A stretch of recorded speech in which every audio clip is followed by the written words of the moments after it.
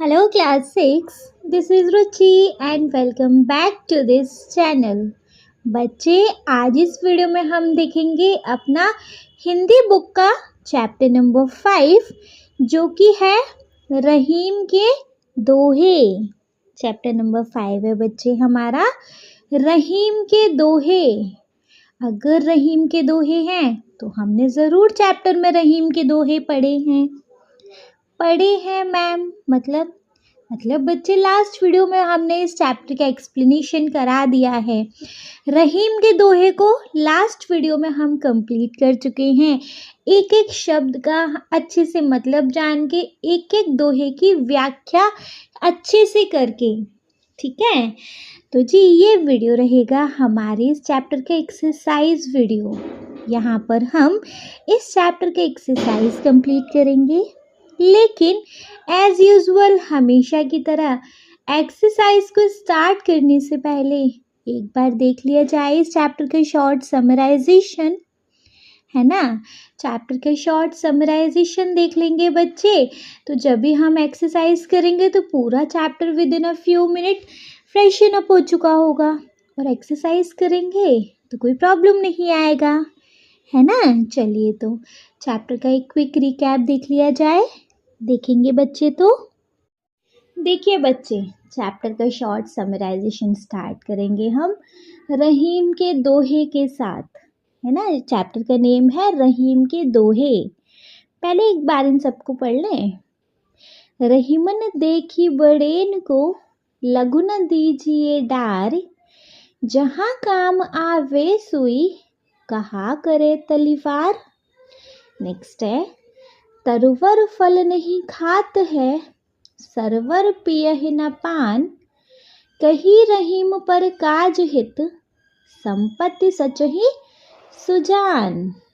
Next है, रहीमन धागा प्रेम का मत तोड़ो छिटकाय, टूटे से फिर ना मिले गांठ पर जाय।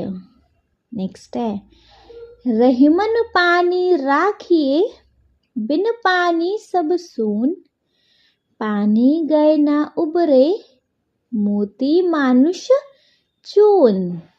नेक्स्ट है, रहीमन विपदा हु भली जो थोड़े दिन होए, हित अनहित या जगत में जानी परत सब कोय। नेक्स्ट है, रहीमन जिहवा बावरी कही गई सरग पताल, आपू तो कहीं भीतर रही जूती खात कपाल। नेक्स्ट है, कही रहीम संपत्ति सगे बनत बहुत बहुरीत, विपत्ति कसौटी जे कसे ते ही सांचे मीत। मतलब क्या है अब इनका मतलब देख लेंगे। देखो, पहला है हमारा, रहीमन देखी बड़ेन को लघु न दीजिए डार, जहाँ काम आवे सुई कहा करे तलवार। तो यहाँ रहीम के अनुसार जीवन में किसी को छोटा या बड़ा समझकर तिरस्कार नहीं करना चाहिए, क्योंकि छोटी वस्तुएं भी समय आने पर बड़ी उपयोगी सिद्ध होती हैं, है ना। जैसे सुई का काम तलवार से नहीं हो सकता, वैसे ही जीवन के कुछ कार्यों में छोटे साधनों की आवश्यकता होती है। जहाँ सुई जैसे छोटे उपकरण की आवश्यकता हो, वहाँ तलवार जैसा बड़ा साधन बेकार साबित होता है। ठीक है, क्लियर है। चलिए सेकंड वन है, तरुवर फल नहीं खात है सरवर पियह न पान, कही रहीम पर काज हित संपत्ति सचहि सुजान। तो यहाँ रहीम कहते हैं कि वृक्ष अपने फलों का सेवन नहीं करता और सरोवर स्वयं जल नहीं पीता, बल्कि इनका लाभ दूसरों के लिए होता है। उसी प्रकार बुद्धिमान व्यक्ति अपनी संपत्ति को लेकर अपने लिए संचित कर नहीं करता, बल्कि उसका उपयोग समाज के हित में करता है।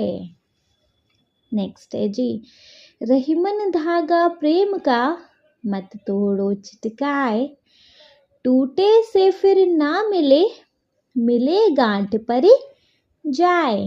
तो यहाँ रहीम कहते हैं कि प्रेम के धागे को कभी नहीं तोड़ना चाहिए। यदि एक बार टूट गया तो पुनः जुड़ने पर उसमें गांठ पड़ जाती है।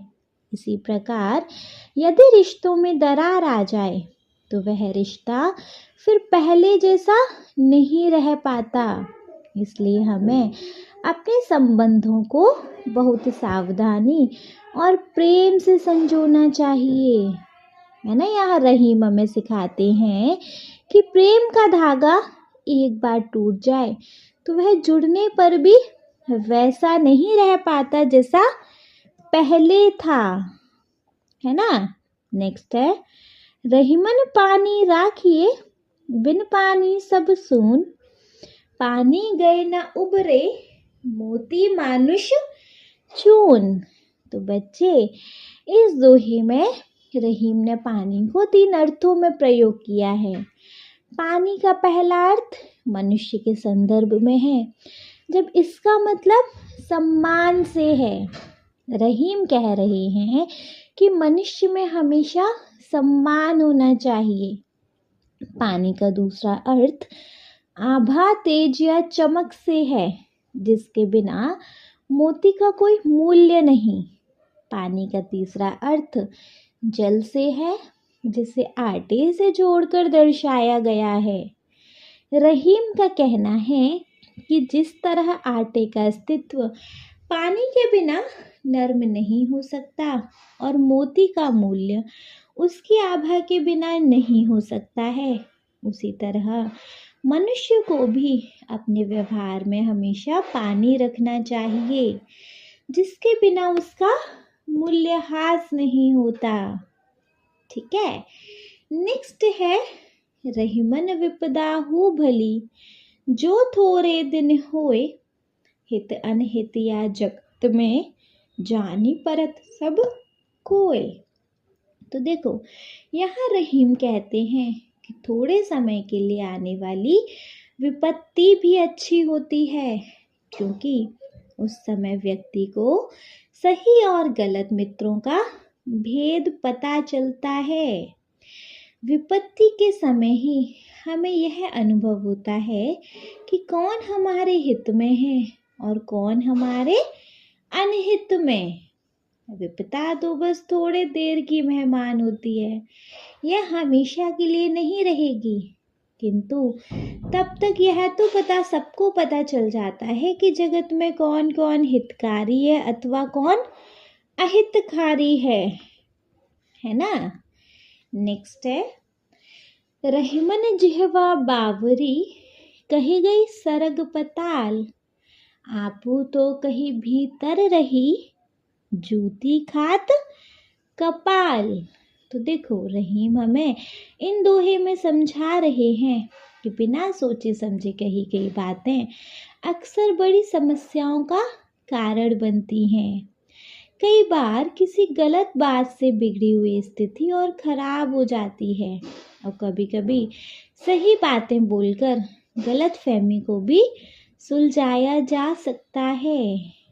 रहीम कहते हैं कि हमारी जीभ बहुत पागल होती है, वह कुछ भी उल्टा सीधा बोलकर आराम से अंदर चली जाती है, लेकिन उसके गलत बोलने का परिणाम हमारे सिर को भुगतना पड़ता है।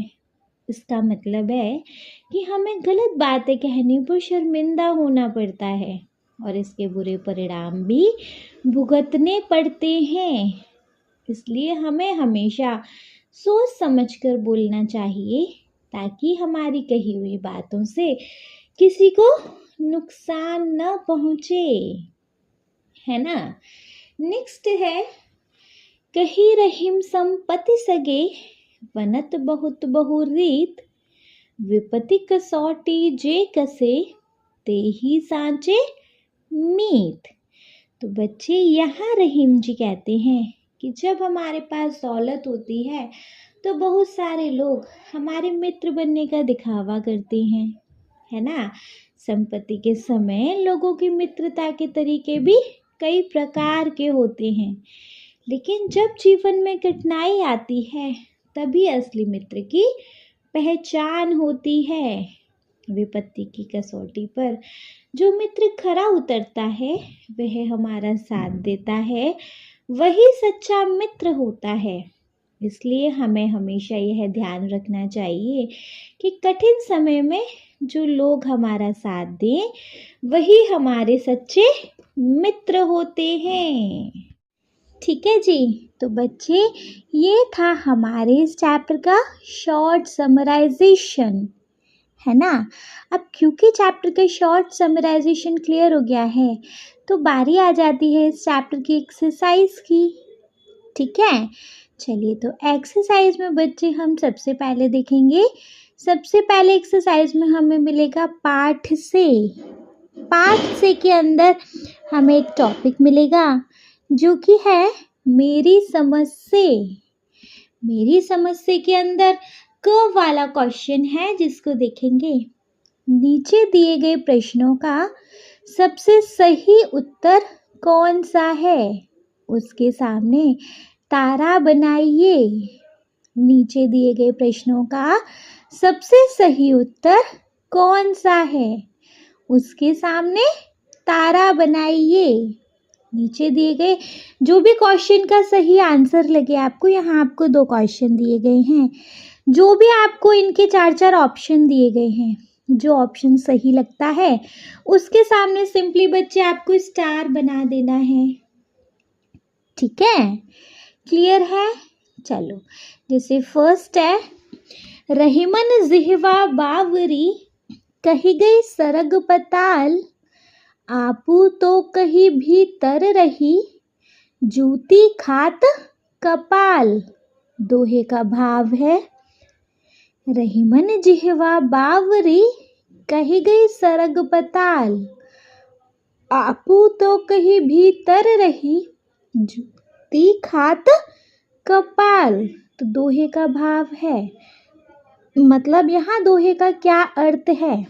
दोहा है हमारा कि रहीम, हमारे जो रहीम जी हैं वो कहते हैं कि ये जो जिह्वा है हमारी, ये जो जीभ है, ये एक तरीके से पागल है, कुछ भी कह देती है।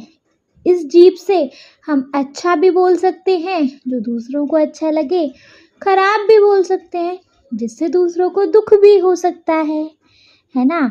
और अच्छा बोला तो चलो ठीक है, वाह वाही हो गई, अगर खराब बोला तो ये तो भाई कह के अंदर चली जाएगी, लेकिन जूता कौन खाएगा फिर, मतलब जो भी उसके फिर रिजल्ट आएंगे उसको कौन भुगतेगा, हमारी कपाल, हमारा सर। जूता तो हमारे सर पड़ना है ना। तो इसका मतलब क्या है भैया कि सोच समझ के बोलना चाहिए, है ना। तो ऑप्शन में देखेंगे अब क्या ऑप्शन मैच होता है, इस दोहे का क्या अर्थ इसमें दिया है। सोच समझ कर बोलना चाहिए, या फिर मधुर वाणी में बोलना चाहिए, मतलब कि मीठा बोलना चाहिए, या फिर धीरे धीरे बोलना चाहिए, या सदा सच बोलना चाहिए। क्या करना चाहिए बच्चे, हमें सोच समझ कर बोलना चाहिए, है ना। तो फर्स्ट वाले ऑप्शन को हम टिक करेंगे कि हमें सोच समझकर बोलना चाहिए। ठीक है, रहीमन जिह्वा बावरी कही गई सरग पताल, आपू तो कहीं भीतर रही, जूती खात कपाल। दोहे का भाव है कि हमें सोच समझकर बोलना चाहिए। ठीक है, क्लियर है। चलिए क्लियर है, तो सेकंड वन देखेंगे। सेकंड वाला है हमारा, रहीमन देखी बड़ेन को, लघु न दीजिए डार, जहाँ काम आवे सुई, कहा करे तलवार। रहीमन देखी बड़ेन को, लघु न दीजिए डार, जहाँ काम आवे सुई, कहा करे तलवार। तो इस दोहे का क्या भाव है, मतलब रहीम जी कहते हैं कि हमें बड़ी चीज़ों को देखकर छोटी चीज़ों को त्याग नहीं देना चाहिए, क्योंकि जिस जगह सुई काम आ सकती है उस जगह तलवार काम नहीं आ सकती, है ना। बहुत सारी जगह ऐसी हैं जहाँ सुई से काम हो जाता है, उस जगह तलवार की ज़रूरत नहीं होती, है ना। तो क्या मतलब है भैया इसका, कि हर छोटी बड़ी चीज़ का अपना अलग महत्व होता है ना भैया। हर कोई चीज़ का अपनी अलग वैल्यू है। कहीं सुई की ज़रूरत है तो वहाँ सुई ही काम आएगी, मतलब छोटी चीज़ ही काम आएगी, और कहीं बड़ी चीज़ की ज़रूरत है तो वहाँ वो काम आएगी, है ना। तो ऑप्शन है तलवार सुई से बड़ी होती है। सेकंड, सुई का काम तलवार नहीं कर सकती। थर्ड, सुई का महत्व तलवार का महत्व सुई से ज़्यादा है। या फोर्थ, हर छोटी बड़ी चीज़ का अपना महत्व होता है। क्या ऑप्शन हो सकता है बच्चे? फोर्थ वन हो सकता है कि हर छोटी बड़ी चीज़ का अपना महत्व होता है। ठीक है, क्लियर है? बढ़िया से क्लियर है बच्चे। चलिए बढ़िया से क्लियर है तो देखें, रहीमन देखी बड़े को लघु न दीजिए डार, जहाँ काम आवे सुई कहा करे तलवार। इस दोहे का मतलब है कि हर छोटी बड़ी चीज़ का अपना महत्व होता है। ठीक है, क्लियर है? चलिए क्लियर है तो बच्चे देखेंगे अपना खो वाला क्वेश्चन। खो वाला क्वेश्चन है बच्चे, अब अपने मित्रों के साथ चर्चा कीजिए और कारण बताइए कि आपने यही उत्तर क्यों चुने। अपने बच्चे मित्रों के साथ चर्चा करनी है और ये कारण भी बताना है, रीज़न भी बताना है कि अगर आपने ये ऑप्शन चुने हैं तो फिर क्यों चुने हैं। ठीक है, तो देखो यहाँ मेरा आंसर हो सकता है पहले वाले का, तो ये कि हमें सोच समझ कर बोलना चाहिए ताकि बाद में पछतावा ना पड़े। सोच समझ कर बोलना चाहिए ताकि बाद में पछताना ना पड़े। सेकंड है, हर छोटी बड़ी चीज़ का अपना महत्व होता है, अर्थात किसी को उसके रूप, आकार या आर्थिक स्थिति से नहीं आंकना चाहिए, क्योंकि प्रत्येक का अपनी अपनी जगह महत्व होता है ना। तो हर छोटी बड़ी चीज़ का अपना महत्व होता है, अर्थात किसी को उसके रूप, आकार या आर्थिक स्थिति से नहीं आंकना चाहिए, क्योंकि प्रत्येक का अपनी अपनी जगह महत्व होता है। ठीक है, क्लियर है जी? बढ़िया से। चलिए अगर क्लियर है तो देख लेंगे नहीं अपना नेक्स्ट वन। देखो नेक्स्ट टॉपिक हमें मिलेगा मिलकर करें मिलान। मिलकर करें मिलान, इसमें क्या है देखेंगे। पाठ में से कुछ दोहे स्तंभ 1 में दिए गए हैं और उनके भाव स्तंभ 2 में दिए गए हैं। अपने समूह में इन पर चर्चा कीजिए और रेखा खींचकर सही भाव से मिलान कीजिए। पाठ में से कुछ दोहे स्तंभ 1 में दिए हैं और उनके भाव मतलब उनका अर्थ स्तंभ 2 में दिया है। अपने समूह में इन पर चर्चा कीजिए और रेखा खींचकर सही भाव से मिलाइए। मिला लेंगे बच्चे। स्तंभ 1 में जो किताब में दोहे हैं वो हैं और स्तंभ 2 में उनका मतलब दिया गया है। ठीक है, तो सिंपली उन दोनों को मैच करना है। जैसे देखो फर्स्ट है, रहीमन धागा प्रेम का मत तोड़ो छिटकाय, टूटे से फिर ना मिले, मिले गांठ पर जाए। रहीमन धागा प्रेम का मत तोड़ो छिटकाय, टूटे से फिर ना मिले, मिले गांठ पर जाए। क्या मतलब है इसका बच्चे? कि हमें देखो पहले ऑप्शन में देख लें कि हमें अपने प्रेम रूपी धागे को तोड़ना नहीं चाहिए, क्योंकि एक बार जब वो टूट जाता है तो फिर बाद में जोड़ने के बाद उसमें गांठ ही पड़ जाती है ना। तो अपने प्रेम रूपी रिश्तों को हमें संभाल के रखना चाहिए। तो इससे रिलेटेड फर्स्ट देखें, सज्जन परहित के लिए संपत्ति संचित करते हैं, नहीं। सेकंड, सच्चे मित्र विपत्ति या विपदा में भी साथ रहते हैं, नहीं। थर्ड है, प्रेम या रिश्तों को सहेज कर रखना चाहिए, बिल्कुल, प्रेम या रिश्तों को सहेज कर रखना चाहिए, है ना। क्लियर है। तो रहीमन धागा प्रेम का, मत तोड़ो छिटकाय, टूटे से फिर ना मिले, मिले गांठ पर जाए। इसका मतलब है बच्चे कि हमें प्रेम या रिश्तों को सहेज कर रखना चाहिए, ठीक है। क्लियर है। चलिए, क्लियर है तो देखेंगे जी अपना सेकंड वन है, कही रहीम संपत्ति सगे, बनत बहुत बहुरीत, विपत्ति कसौटी जे कसे, ते ही साचे मीत। कही रहीम संपत्ति सगे, बनत बहुत बहुरीत, विपत्ति कसौटी जे कसे, ते ही साचे मीत। इसका क्या मतलब है कि देखो, परेशानियां जिंदगी में थोड़े समय के लिए आती हैं, है ना, लेकिन उन परेशानियों से एक अच्छी चीज़ क्या होती है कि हमें वो परेशानियां ये दिखा जाती हैं कि कौन हमारा अपना है या कौन हमारा पराया, है ना। तो अगर हम इसको मैच करें तो इसका सामने वाले देखो, सेकंड वाला ही, सच्चे मित्र विपत्ति या विपदा में भी साथ रहते हैं, सच्चे मित्र विपत्ति या विपदा में भी साथ रहते हैं, ठीक है। क्लियर है।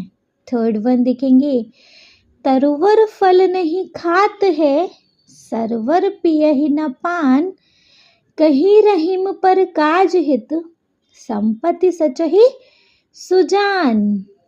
तरुवर फल नहीं खात है, सरवर पियहि न पान, कही रहीम पर काज हित, संपत्ति सचहि सुजान। क्या मतलब है इसका?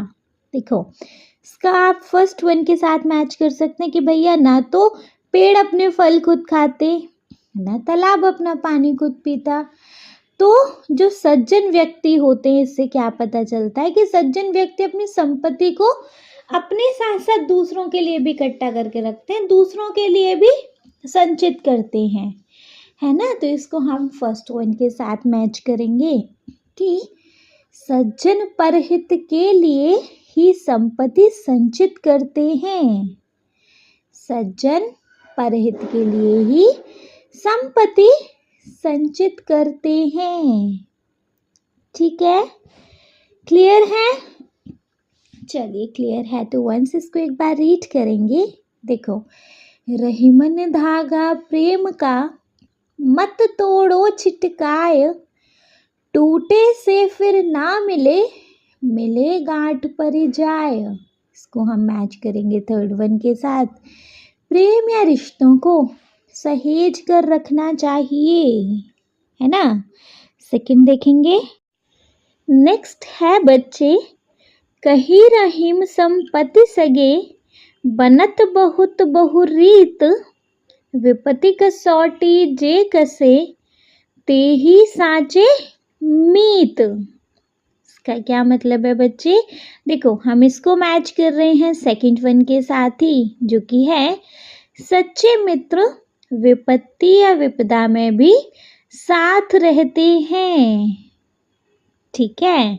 चलो, थर्ड वन देखेंगे। थर्ड वन है, तरुवर फल नहीं खात है, सरवर पियहि न पान, कही रहीम पर काज हित, संपत्ति सचहि सुजान। जिसको हम मैच करेंगे जी फर्स्ट वन के साथ, सज्जन परहित के लिए ही संपत्ति संचित करते हैं। ठीक है, क्लियर है? बढ़िया से क्लियर है नहीं? चलो, अगर बढ़िया से क्लियर है तो अपना नेक्स्ट टॉपिक देखेंगे। नेक्स्ट टॉपिक है हमारा पंक्तियों पर चर्चा।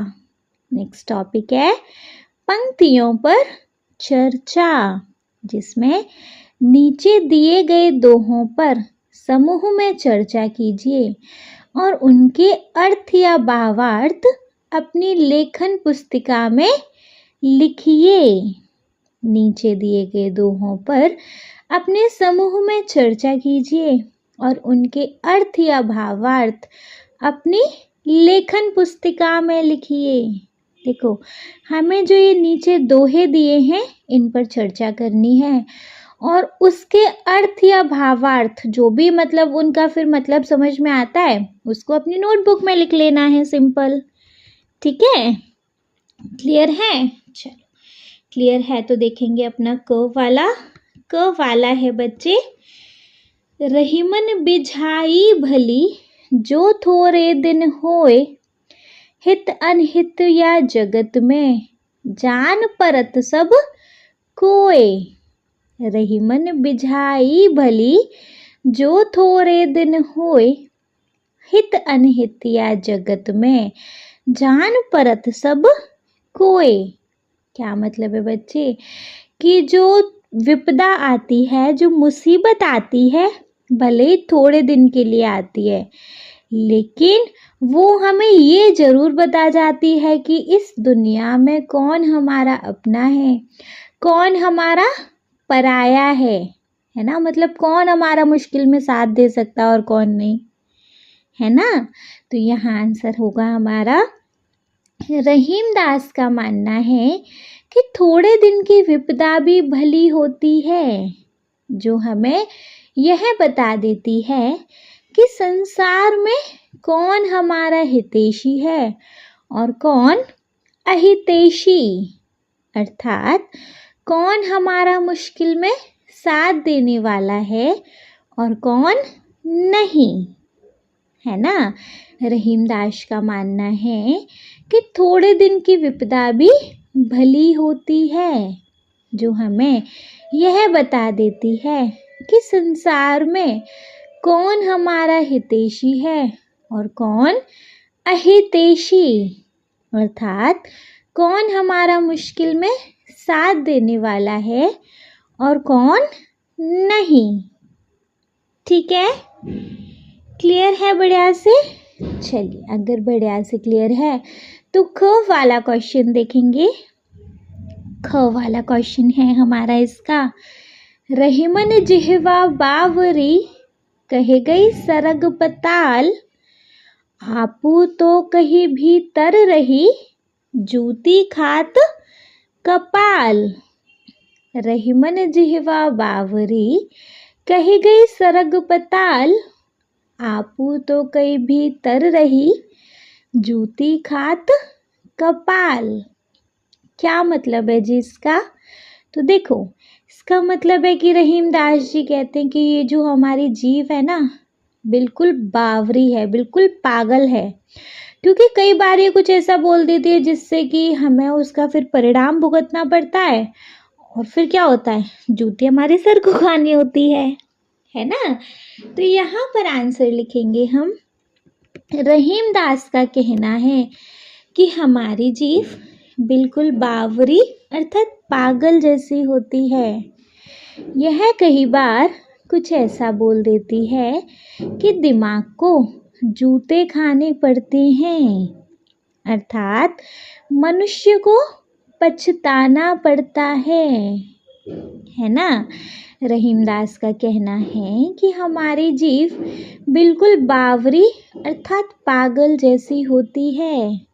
यह कई बार ऐसा कुछ बोल देती है कि दिमाग को जूते खाने पड़ते हैं, अर्थात मनुष्य को पछताना पड़ता है। ठीक है, क्लियर है नहीं बढ़िया से? चलिए बच्चे, अगर बढ़िया से क्लियर है तो आ जाते हैं अपने नेक्स्ट टॉपिक पे, जो कि है हमारा सोच विचार के लिए। सोच विचार के लिए में क्या है बच्चे, देख लेंगे।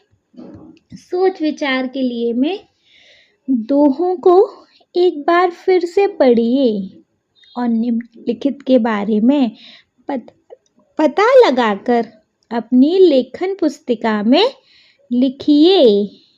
दोहों को एक बार फिर से पढ़िए और निम्नलिखित के बारे में पता लगाकर अपनी लेखन पुस्तिका में लिखिए। भैया हमें ये दोहे हैं, इनको फिर से पढ़ना है और फिर जो भी इनका हमको क्या मतलब समझ में आ रहा है, जो भी इनके बारे में है उसको पढ़कर अपनी कॉपी में लिखना है ना। चलिए तो पहले तो एक बार इस दोहे को पढ़ लेंगे।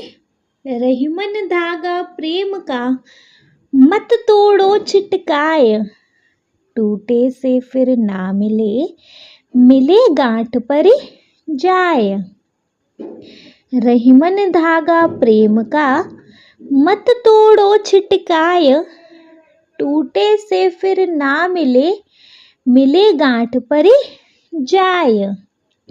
ठीक है, ये हमारा क्या है जी, दोहा है। इस दोहे में क्या है कि रहीम को अपना प्रेम रूपी धागे को तोड़ना नहीं चाहिए, क्योंकि एक बार जब वो टूट जाता है और उसके बाद जब उसको फिर दोबारा जोड़ते हैं तो क्या होता है जी, गांठ बन जाती है, एक दरार तो आ ही जाती है ना।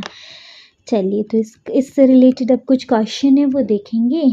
क वाला क्वेश्चन है, इस दोहे में मिले के स्थान पर जुड़े और छिटकाए के स्थान पर चटकाए शब्द का लोक भी प्रचलित है।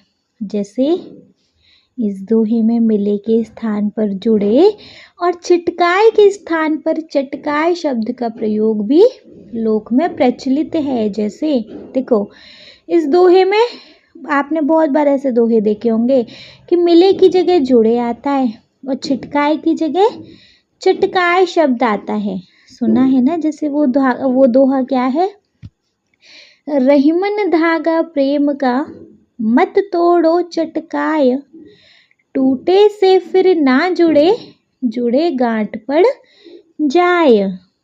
रहीमन धागा प्रेम का मत तोड़ो चटकाए, टूटे से फिर ना जुड़े गांठ पर जाए। इस प्रकार पहले दोहे में इसी तरीके से पहले दोहे में डारी के स्थान पर डार और तलवारी के स्थान पर तलवार और चौथे दोहे में मानुष के स्थान पर मानस का प्रयोग भी प्रचलित है। मतलब कुछ शब्द हमारे अलग अलग तरीके से प्रचलित हैं। भाई ऐसा क्यों होता है, क्वेश्चन ने पूछा ऐसा क्यों होता है, बताइए। सिंपल सी बात है, जैसी हमारी बोली होगी, हर किसी की बोली अलग होती है, तो हर किसी के बोलने का तरीका अलग होता है ना। तो यहाँ पर हम आंसर लिख सकते हैं, डोरी के स्थान पर डार, तलवार के स्थान पर तलवार, मानुष के स्थान पर मानस आदि शब्दों का प्रयोग थोड़ी सी दूरी पर बोली बदल जाने के कारण होता है। डारी के स्थान पर डार, तलवारी के स्थान पर तलवार, मानुष के स्थान पर मानस आदि शब्दों का प्रयोग थोड़ी सी दूरी पर बोली बदल जाने के कारण होता है। ठीक है, क्लियर है बच्चे बढ़िया से। चलिए अगर बढ़िया से क्लियर है तो देख ले अपना नेक्स्ट वाला है, नेक्स्ट ख वाला क्वेश्चन है। इसी में इस दोहे में प्रेम के उदाहरण में धागे का ही प्रयोग क्यों किया गया है? क्या आप धागे के स्थान पर कोई अन्य उदाहरण सुझा सकते हैं? अपने सुझाव का कारण भी बताइए। इस दोहे में प्रेम के उदाहरण में धागे का प्रयोग ही क्यों किया गया है? क्या आप धागे के स्थान पर कोई अन्य उदाहरण सुझा सकते हैं? अपने सुझाव का कारण भी बताइए।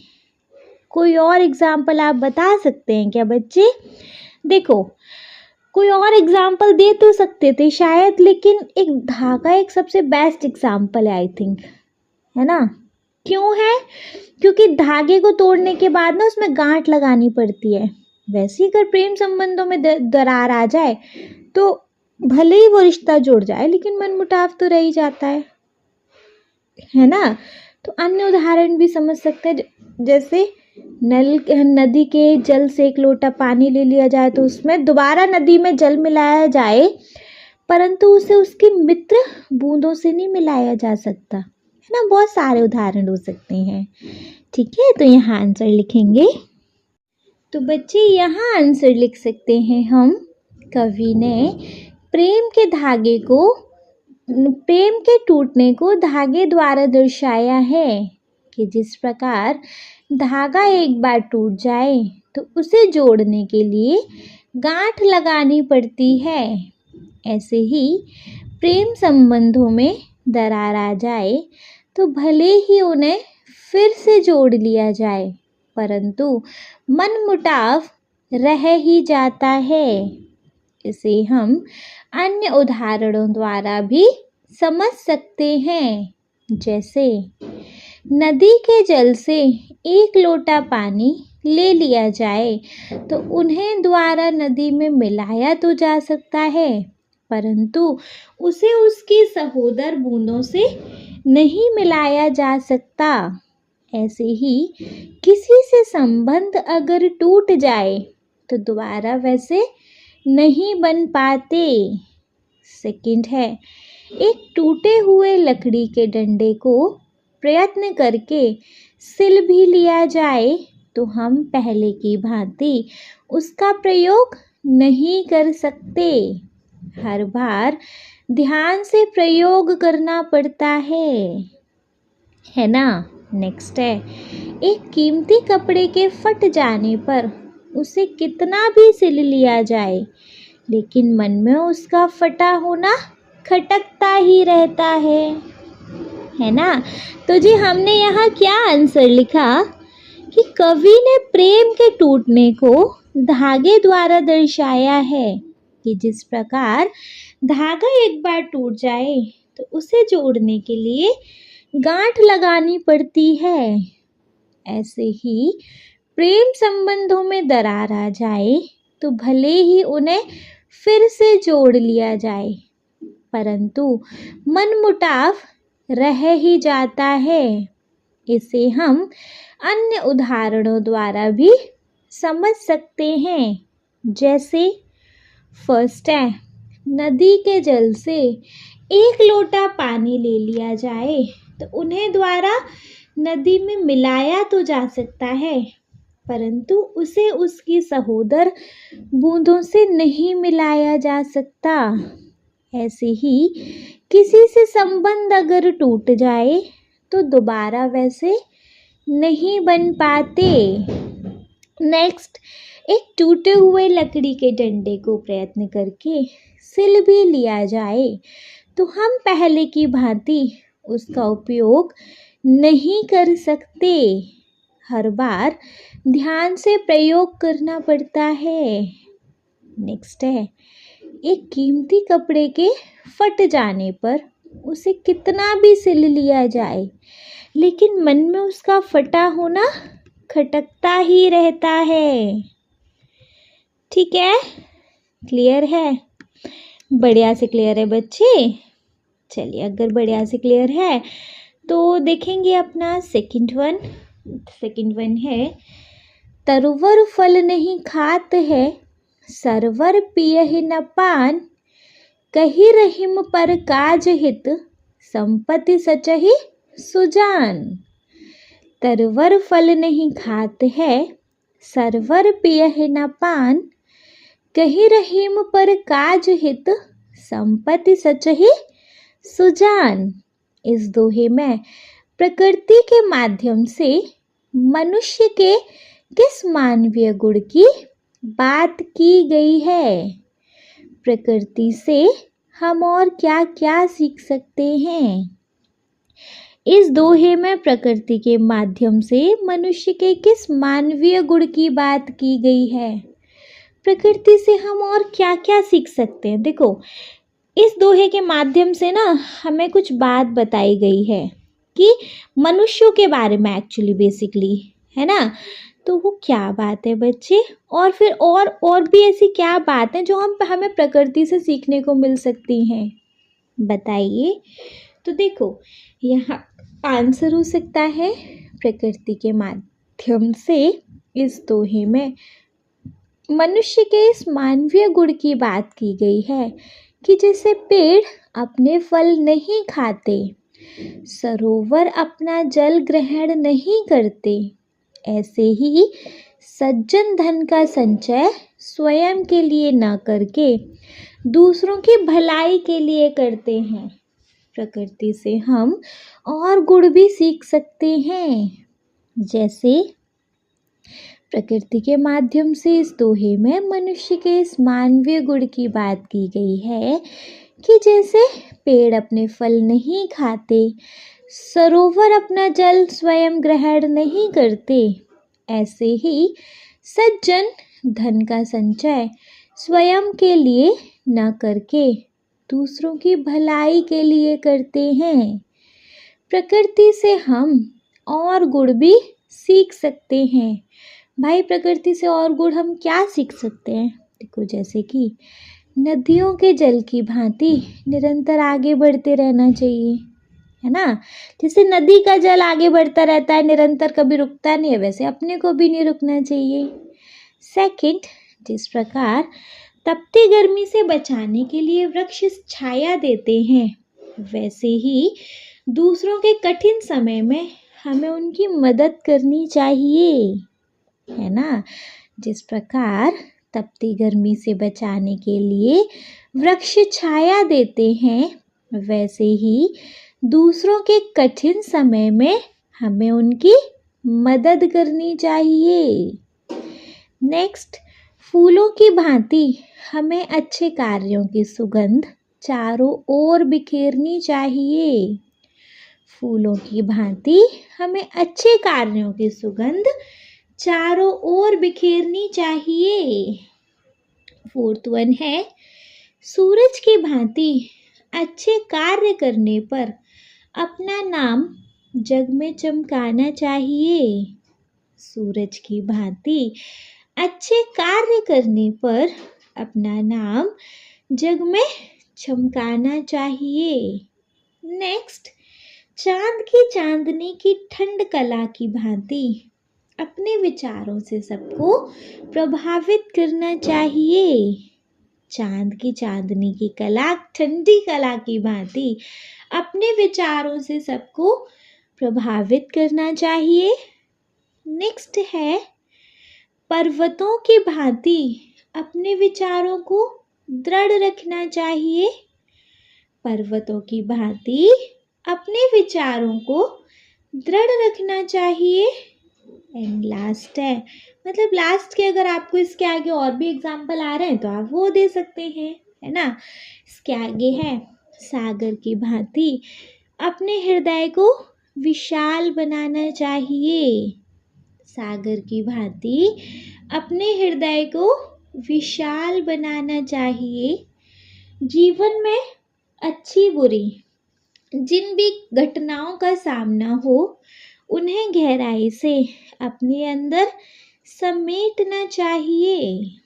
सागर की भांति अब हम अपने हृदय को विशाल बनाना चाहिए और जीवन में अच्छी बुरी जिन भी घटनाओं का सामना हो, उन्हें गहराई से अपने अंदर समेटना चाहिए। ठीक है? क्लियर है बच्चे?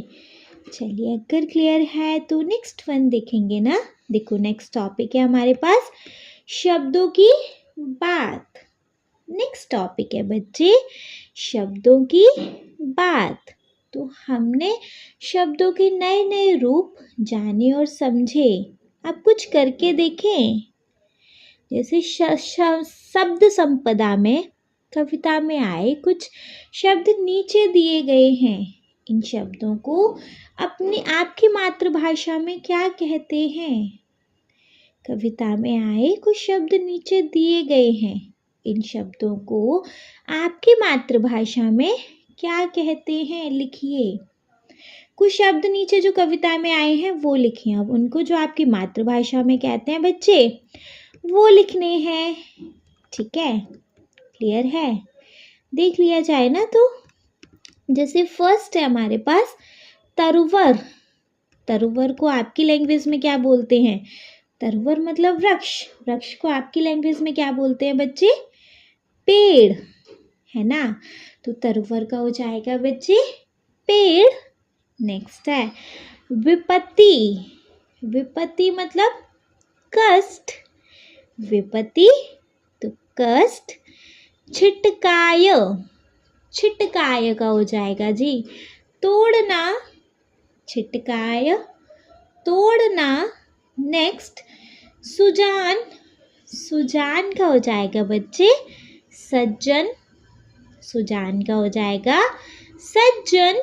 नेक्स्ट है सरवर। सरवर का हो जाएगा तालाब। सरवर का हो जाएगा तालाब। नेक्स्ट है सांचे। सांचे का हो जाएगा बच्चे सच्चे। सांचे सच्चे। और कपाल का हो जाएगा दिमाग। कपाल का हो जाएगा दिमाग। तो तरवर का हो जाना है पेड़। विपत्ति का हो जाना है कष्ट। छिटकाए का हो जाना है तोड़ना। सुजान का हो जाना है सज्जन। सरवर का हो जाएगा तालाब। सांचे का हो जाएगा सच्चे। कपाल का हो जाएगा दिमाग। ठीक है, क्लियर है? चलो क्लियर है। तो नेक्स्ट वन देखेंगे शब्द एक। शब्द एक अर्थ अनेक। एक शब्द के अनेक अर्थ मतलब देखेंगे इसमें। रहीमन पानी राखिए बिन पानी सब सून। पानी गए ना उबरे मोती मानुष चून।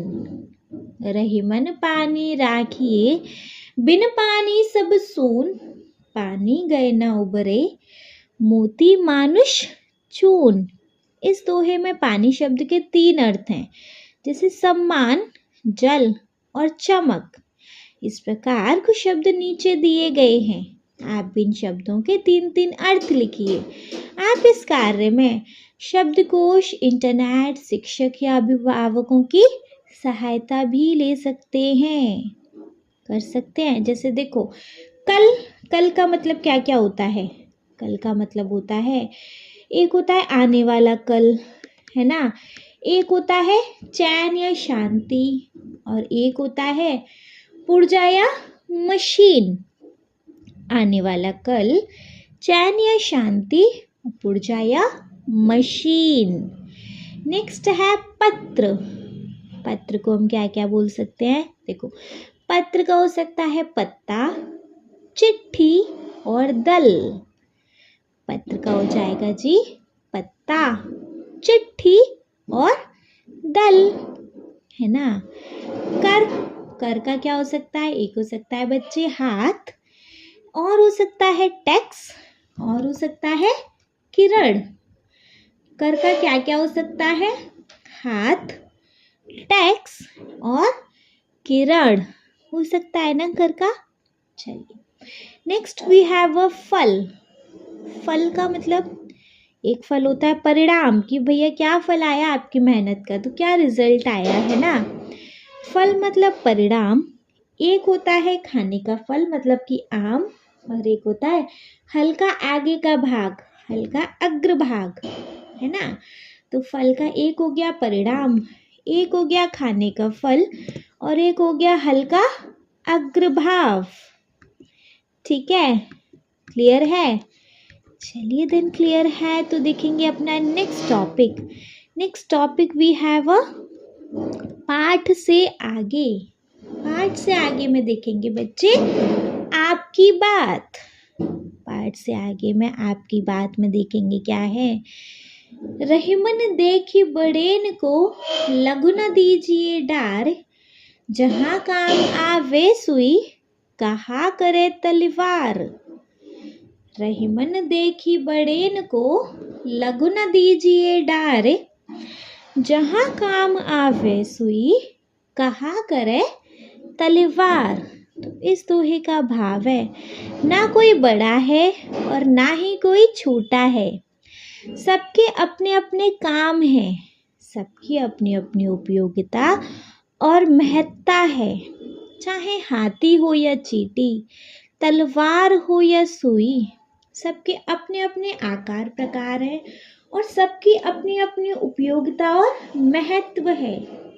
सिलाई का काम सुई से नहीं किया जा सकता और तलवार से नहीं, है ना। सुई से ही किया जा सकता है सिलाई का काम, तलवार से नहीं। सुई जोड़ने का काम करती है जबकि तलवार काटने का। कोई वस्तु हो या व्यक्ति, छोटा हो या बड़ा, सबका सम्मान करना चाहिए, है ना। चलिए, अपने मनपसंद दोहे को इस तरह की शैली में अपनी शब्दों में लिखिए। दोहा पाठ का या पाठ से बाहर का भी हो सकता है। बच्चे कोई भी दोहा लो और उस दोहे को इस तरीके से ही लिखना है, ठीक है। दोहा पाठ से भी हो सकता है, पाठ से बाहर भी हो सकता है। तो ये काम आप खुद कर सकते हैं। चलिए, खुद कर सकते हैं तो नेक्स्ट देखेंगे। नेक्स्ट है हमारे पास सरगम, और सरगम के बाद आज की पहेली और ख़त्म। सरगम के अंदर देखेंगे बच्चे क्या है। सरगम के अंदर रहीम, कबीर, तुलसी, वृंद आदि के दोहे अपने दृश्य श्रव्य मतलब टीवी या रेडियो माध्यम से कई बार सुने होंगे। कक्षा में अपने दोहे भी बड़े मनोयोग से गाए होंगे। अब बारी है इन दोहों की रिकॉर्डिंग मतलब ऑडियो या विजुअल की। रिकॉर्डिंग सामान्य मोबाइल से की जा सकती है। इन्हें अपने दोस्तों के साथ समूह में या अकेले गा सकते हैं। यदि संभव हो तो वाद्य यंत्रों के साथ भी गायन करें। रिकॉर्डिंग के बाद दोहे स्वयं भी सुने, लोगों को भी सुनाए। देखो, आपको दोहे गाने हैं रिकॉर्ड करके, फिर उन रिकॉर्डिंग्स को खुद को भी सुनना है, चाहे तो आप दूसरों को भी सुना सकते हैं, ठीक है। क्लियर है। चलिए सेकंड देखेंगे। रहीम, वृंद, कबीर, तुलसी, बिहारी दोहे के आदि के दोहे आज भी जनजीवन में लोकप्रिय हैं। दोहे का प्रयोग लोग अपनी बात पर विशेष ध्यान दिलाने के लिए करते हैं। जब दोहे समाज में इतने लोकप्रिय हैं तो क्यों न इन दोहों को एकत्र करें, मतलब इकट्ठा करें और अंताक्षरी खेलें। अपने समूह में मिलकर दोहे एकत्र करें। इस कार्य में आप इंटरनेट, पुस्तकालय और अपने शिक्षकों या अभिभावकों की सहायता ले सकते हैं। देखो, आपको दोहों को इकट्ठा करना और अंताक्षरी खेलनी है ना। खुद कर लेंगे ना, इसमें अंताक्षरी खेलने में तो रुचि मैम का कोई ज़रूरत नहीं है, नहीं। चलिए नेक्स्ट सीखेंगे आज की पहेली टॉपिक में पहला है, 2 अक्षर का मेरा नाम, आता हूँ खाने के काम, उल्टा होकर नाच दिखाऊं, मैं क्यों अपना नाम बताऊं।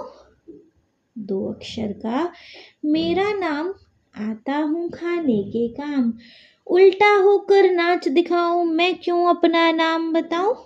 क्या हो सकता है? नमक, है ना। नेक्स्ट देखेंगे। एक किले के 2 ही द्वार, उनमें सैनिक लकड़ीदार, टकराए जब दीवारों से, जल उठे सारा संसार। क्या है जी इसमें? माचिस, ठीक है। क्लियर? बढ़िया से क्लियर है नहीं बच्चे? चलिए, अगर बढ़िया से क्लियर है तो इसके साथ हो गया हमारे इस चैप्टर का दी एंड, ठीक है। नेक्स्ट वीडियो में देखेंगे हम नेक्स्ट चैप्टर को। अगर वीडियो अच्छी लगी हो तो प्लीज़ बच्चे आप इस वीडियो को एक लाइक कर दीजिएगा। चैनल को सब्सक्राइब तो ज़रूर ही करेंगे और आपके जिन फ्रेंड्स के लिए ये वीडियो हेल्पफुल रहता है उनको इस वीडियो को उठा के शेयर करेंगे आप। Okay, thank you so much.